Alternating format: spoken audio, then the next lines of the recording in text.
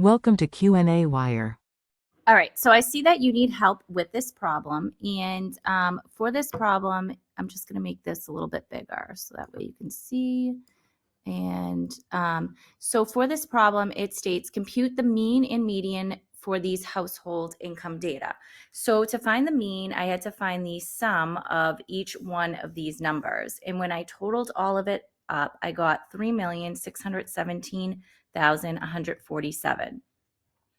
There is a total of 50 numbers, so I'm going to divide that by 50, and I'm going to get a mean of 72,342.94.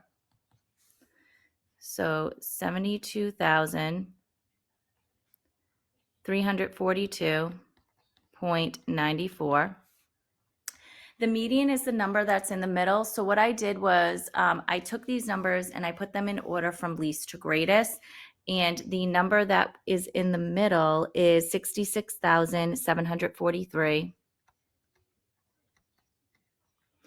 Compare the mean and the median of values for this data. What does this indicate about the distribution of the household income?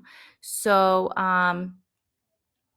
the distribution is skewed left. There are more higher numbers than there are lower numbers. So that's why the mean is higher than the median. The mean household is larger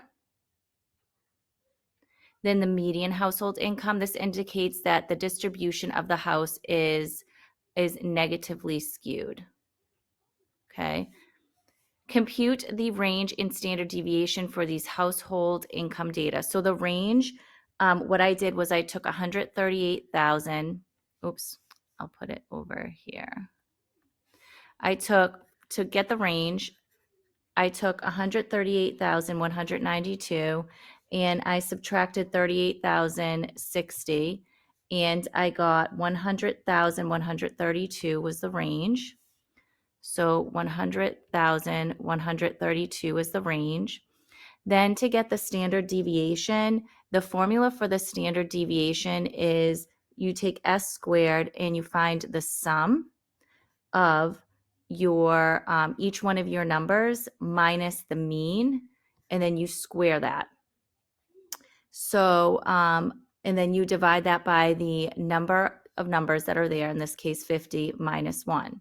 So to get that, when I found the sum of each number difference from the mean, that number was a very large number.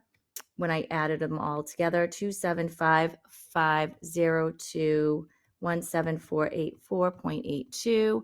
I divided that by the 50 minus 1, which is 49. Then I got 5,562,249,336.4249.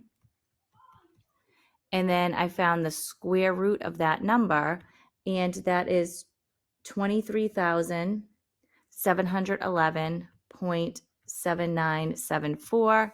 So 23,711.80 if I round out to the nearest cent. The first quartile, so that's the median of the upper half of the data set, is 56,593. And then the third quartile is the median of the upper half of the data set, and that is 82,334. And then how many values would be considered outliers in this data? If any amount is 0, enter 0. If not any amount. So 0 is the value that would be considered so there is no outliers. So no outliers.